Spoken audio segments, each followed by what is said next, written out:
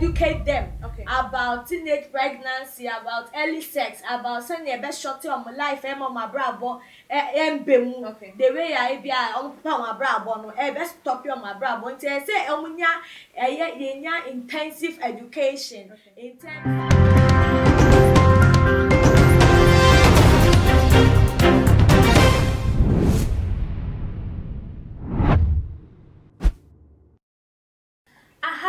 Too much age. Every Ghana for me, ma obibian so aquabas from con ebim ede e by fidie kesi so. When you buy a PSC capan and so menemo edi e she. Now said they say a wood disem a man whom so a woman Ghana apart from COVID-19. E kun for a man for isolation center and e binu so far a year near you home. Edi e one casa and a one watch say one more day bokrono, one more mudi kum nipa, one more a and nina a year. Abaye bia ni di memeto abonten brono a wote so nso edi emaye na kura wo so nso no edi emaye ni nyina sel wakwa wo hospital na wo within 20 minutes wetimi free hospital ho ene ne ba a wo free one nya so de ne akwada no fio ana se wo de ne kwa ma be ma wo ne nyim wakwakoto akwada no de atu enwura bi emu apepa na no aba betena ne ma me nchen a chese aye se de wo no de won ko awo so emaye na ni gisem wo mu se anesefo ene tracy abaye ya hwehwe mu abepie ni fie ebebebusa ma me no ensemfo amienu miensa bi efa ne ba no hu so woni mpefem se ne ba no ene de wa ba hospital aba wo na emu ade wode akwada no ebebeduru fie ana na ho na chese wo mu kwakọ hunu se akwada no wato no atwe na ebusua mo man ko hwe video no ye ba ye de nsani mu nchemu ebeba beso mu anti obano no enti obano wonim so wanyem anti wonim so obano nyem anti wonim so obano nyem anti mi bi so wase wonim so obano nyem wase wanyem enti anu wa ba wamfa obi am akwara mafi ha kwesi na mi bi sa woni se anu a obano be wo ye ho wa ba wamfa akwara mafi no kwesi na ye bi sa ono no wamfa akwara na mafie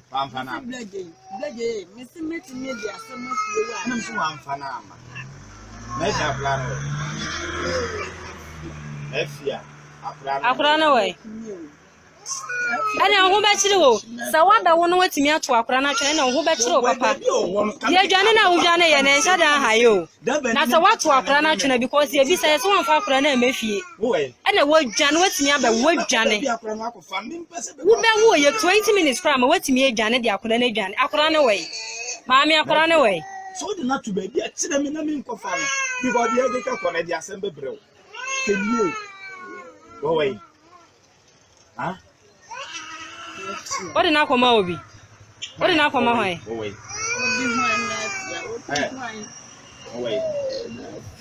what na akoma hwan maame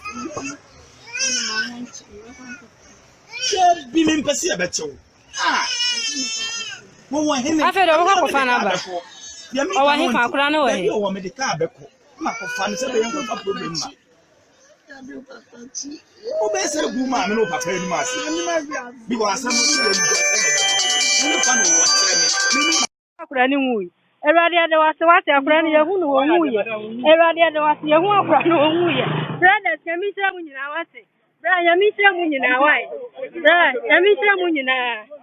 wade ne ta quality ni mo o erade ade wase bra so mo hu yamisira mu nyina yamisira mu na wa aka ne na me fra mama se yehu akura no na ho so me ka akura ni nwu me kai bra wawu fufura mesra mo jabe tu mesra mo jabe tu wawu fufura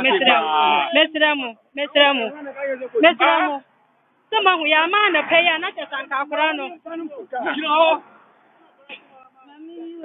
won to we ntimi na abi same to we ntimi udane no kra me wo be same won siri tu no pampa so na ntimi fa kwa no be ne akura mo me afa no ko hospital na kan ni ade ba ye ne me wa emiun ba ko ni sai ba me ana to na akura abusiafo mesanso emamo akwaba sunko ebie Miss Mexical Entertainment senifasa meneno ebetwetwe eye enkomo inti se de enkomo ne bekobia no se de wadwenkyerɛw no ubetimi ede abansembuse bia no susu timi de ba na yakenkan ede ama ofefefe oba Mercy mema akwaba Minya ba Jessica pa nyame adumo bibi aboko nyame adum ndoso ede radiase oba Mercy wo hwe eye oba watimi akwa awoso wakwa akọfa aba befie akoto na twene achese wa befie abepepa wano akoyesa akokọ a wadidi ewi no na no atwitwiri fom no aba betina asidi se de woni di ye abaya isu ni ban a woda na di na betimi aka fa ho minya ba skapa too much it for me chi obi a ohwe ye nyame nhiramo minya ba ye ke widi sem enye se wakofa sika yetwa obi ti nko ana echeso ye widi ni o no correct utimi ye bibi say ya chesa wo kran wo ye widi ni pa ba wan say young girl as she is si wo enyoma we ekoso pa o villages wo not in krokro na in develop papa ye no call her teenage pregnancy say no aya na adults wo pa enye because we can say poverty ni all that but it's because of ignorant inti ama mbema na wo kro ni so no mu take young girls say we don't do ladies you cram boy or a young girl they take them for granted enti omo ankasa no nimdie bia fa nyinse woni a onye ready cry but just that enya pemu agro na ya omude ntokro mu hihye oh mini aba na nka hwe awo ya ubefa ye full 9 months uni se wonyema you are in a different world you are not normal nyoma ye fenye ofebiem social media crap social media wonyema won social media because world na wo mu no atenka na wote no enye normal won to bi onyema ni rimu born pa udidi na wo fe udidi tutimi se won se sika won krampa wo fia utimi replace we baby of fusion e tia ebi ni wo just wa brepa na nyinse no what am I say like edidiem nutrition ni adiem ba villages so say health insurance ne for full amount one omo wo ni kran nye ade boni kran say wo hwe age omo de wo na utimi wo se nkola no mo beba no mo nya train di papa bia sa na akoba o sa na akoba mpre wa nyinse enti bro ye we nyina chese antekel no breno empusu no anya hwiama no emu fie emu heartbeat emu nini na owie no ade obi pe enya udie wanya to atwene udie wakoto akyene tisenia wato kenke na bia mekonye de na wakoto akyene ewiase ewie ye pa wiase sese die bebi a wiase ne kodie mini aba eyemobbo osi enyansa me manimti lack of knowledge my people perish so look at you until we say what the future no or the past is so because of improving okay we me say ekoso ankasa enye say bia we now aye obvious na epie on social media a whole lot is going on in small town ayente teenage pregnancy what they say you need so cry ya go echi de ro but esisi pa ekoso enti e wo cry see e twa ye ni sa come back enti we na ye mpanyifo ne amemu abatan no omo maba honorable professor ya wa be ya say we na so di na ni koso say so di na ni koso teenage pregnancy say see ya kohwe okuko villages co-educate the youth there and now say won say bibia you can networking so say networking be mu na this things no ye hwe say betimi na bibi wo ho because who influence nipa bebre in a good way I think say ubeye insura na udin so the end that okay oba Mercy yen hwade o bra wo free hospital hono nurse ni na sa nurse fa no mo susu ye adwuma wo ho mo se abaye wa wo na susu wo free ho de ne ba konye se bia wa gya akwada ne wo ho no wɔn so bɔ mmɔden so wɔn bɛ tracy ɛyɛ abaya no na wɔn duadua mu akokɔ pie efie hɔ no na nsɛmisa a ɛkɔɔ so maame no ekyire mu sɛ wɔn deɛ yɛbusa ne sɛ onim sɛ na ne ba ne nyem ɔse a wɔbusa no ne ba ne se a no wɔnyem maame a w'ani afie duru mpɛmpɛnsuo sei sɛ wɔbusa wo ba sɛ wɔnyem na wɔse wɔnyem na wagyaa no ama ne nam anaasɛ sɛ wo ne ne da ɛsɔre na nti sɛ wɔsa akɔkɔwo a ɛnya adeɛ sɛ wɔbaatan wobɛhunu saa nsesaeɛ a aba wo ba ne mu no anaa wo ba che so odwane fifi hospital worker odwane so maame ne questions maame no question no bi say minyan kakra o ka say onimu ne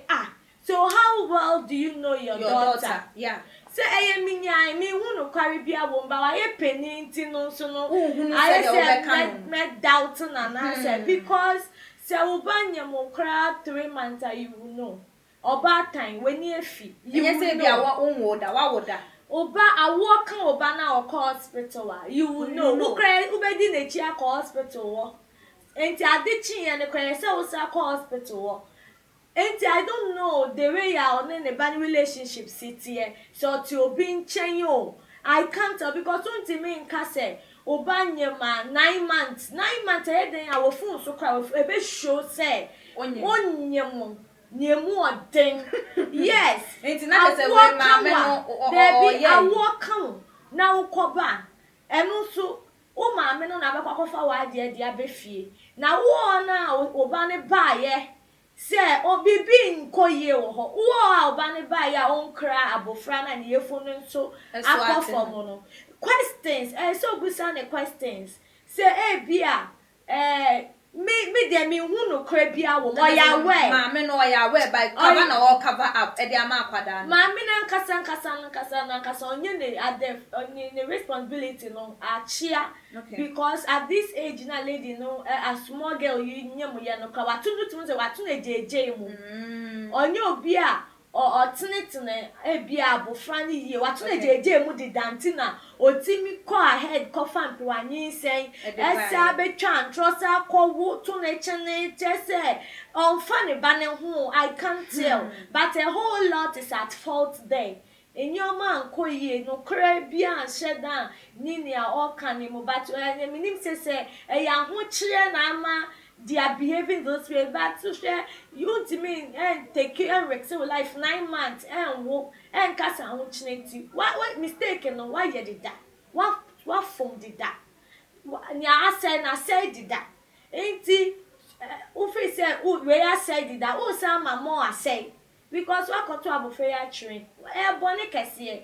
si wo enti wa maame na nkasa na nyoma nkoye wo na afakra enti irresponsible pa attitude na exhibit okay abaye ya wo no akwakọ wa wokofa ne bayi free we enti nkanesi ni no amba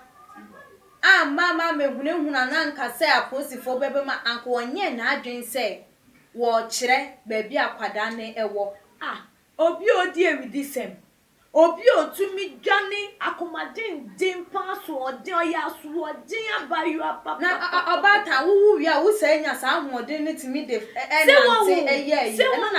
like onsia she free ni awakomu no mpewanyi sen obrani we no utimi wo se obi a onsia she nu bi ani monsia she san free mu ye because with this them say wuwu bi hospital na wo dwane ya krampo no wan ka say so say you are trouble and son abofran so the rubber no the chichira abofran rubber too bush si won every this okuno nanso nyame ka se obeku a oti asefo ye kwa enti nyame ono no owo purpose ma abofra we no wa ma abofra na enfiri mu enti e wokra na ye good news aye nyina ye ni agia afa ho okay na yembra anese for wo mu nsuso omuhu saa we no mu so enyi wo mani na wo mu pomponte ye o madwinso mbenye hwehwemu de na betimi akade afa wo mu nurses ni de bia mo obi onyame nhyiam nya nipa be ya na maye no maye mo adwuma papa we na chese adwuma na mo ye no makoma wo ho because enye obi bia na ebenya time sa anka wayi we anka no ano no nya time say me kwa akohwehwe no to the extent say oba wayi edi nechi asa komra ni mu akohwehwe abofra na nyame onhira mo ate mu koso nya mo adwuma saa na nyame obepagya mo oma ya de pa esi e bom abaso pa abaso de sefata wo mo ye woni pe mu ni papa e wo mu se bi nya bi mu nso wa akoma papa say ye bom abaso na me pese mi hunu ye se yakwada yi mami wo wu nu mpo na wakwakoto na twi na se wakwako yi no ye se ye san edane akwada ne ma ne se won tete no mi ni aba na nekia mi na me kan se abofa na se agi ni free abayo ayi se okay because ebi go baby omo pembo fra tete omo yie ama omo ne ye papa ne yi what ma say because senior si kono wan hwe ya recent news bi by obi de ne ba hye nsuo maku no me achi na to prison onu oba okase onu na abofra no mpa begin of so yi ena oman peni mane yo wu ni wie ye no odi ni ti ko hye nsuo mu wa hu no sa de ni hye oku no emi achi no mi read the news bi achi no they not to pray onu ne wo ye na onu na e confess enti obi say no oye dangerous okay oye dangerous see e be jai abofra ne de ama no maybe obi e so mo hwehwe no na omo ko ji abofra ne finisem so obi be adopt abofra na hwe na aba na be peni papa bia because we otimu so onya mrema abofra ne na maame no so ni ono ne ho na wakase maame ne be boa no ama ya tete abofra ne yie enti bi ni aba asem we de abofra ne de some gini free ni nsem ontimi nhwe no nsem ontimi enhwe no oba mercy ensem we de chese dan ne da ye tibi se we yakwa wo waja ne ba ode na kwa hye eye toilet mu we yakwa aku ono atwitwa ono ankasa ba we yato ne ba ne eya ade a ye te eya ade a ye te den na ye betimi aye edi asisa enoma we nyina amo ba won se make us begin with the measures be to kwan mu say we impenifo be mu aban be ma se mutimiti networking bia ebema small towns no we will go to educate them about teenage pregnancy, about early sex, about sending a best shot of my life my brabo embemu the way I be my brabo no best stop your my brabo say omunya intensive education in terms of early sex and teenage pregnancy me sure say that two son na mo na ye ma ye ni bre wo ho because if you educate them and you educate one, if you educate them, you educate all nation. And if our youth is messing up like this, then what are we building? Not just say ye ni hihye papa bia ma ye daachi enti aban bremu ye leaders no betimi aye foundation bi omum bremu na ye nkonko e project we mbra so village to village to educate them say na e be your money better because lack of knowledge my people perish and out of ignorance they are missing it. Okay fa futoma eye abatan a wo mo eja wo mo ma to wo mo asawra mo wo mo ankasa bo wo ma bra bo a wo mo kofa wenyin ede eba to the extent say mami de waja ne ba no e bo na bra ba se de wo pe as say nyinsen ba mu a wo se gina wo kase no onu kura wani mo gusa no e matan a wo maja wo mo ma sawram so wo mo embo wo mo ebra no fa futu ema wo mo bebre ya ho kire obi wo ho kire nti oja ne ba ne mane ebo bre bi opese obo but nini nemu na nsese ujeja obasa because ohun achire wo na uja obasa so nkobo bre bia enye emfaso bia na beba so obesa de ahochire one trouble from pan to fire ahochire mo no de beba because esie ya momo achire wa watu na jeje ma wakonye ma be why na be hwa abofra na se anje abofra na efi bonsem a another trouble na asaba beto so no moma ya educate yamba no hwe awofo owu a timi kan oba asem mo na wo no enye onu no wo enye akrokro se wo tolerate oba ye nkwasa enye se wo pe na asem wo enu mo na wo pe na asem obi ope wa asem se wo po obi asem no ya ade anya wo be correct no se na ebe ya on koto or say yemu because open asem na say open asem na otu na jeje mu say onye nyo po ya ade a wo nka de na kire say wo say ni mu e na wa mboa no so na asem mu na wo mpe eti mu ma ye mboa wom ye mboa mu like kwan so a ye be ka no credit a chom no kure pe na betimi asete obi free ama wasa be fata eti ye ma ye ni nda woni enye na ese ye ni enja nchenche running around the bush no. Yo, abusiafo aha ene edi edwumadie no esi Miss Mercy beda wasi ye pa. Subscribe to your channel no so wonye ya na ebiem like your video, share for my abusiafo all the social media platform. Bitimi so follow ye we IG page @tumagh_. Me di dwumadie ho chame midin ene akwasi kapa me ne Miss Mercy call ene ne de ye twetwen enkomo. Aha na edi besi dasane ye besane hia makramo. Fiti ani asese ne din ene your friend say mechanic. Zana prophet kumichacha ma sesa me YouTube no ba bia me hwe bia ma change afro ena maba too much GH hwe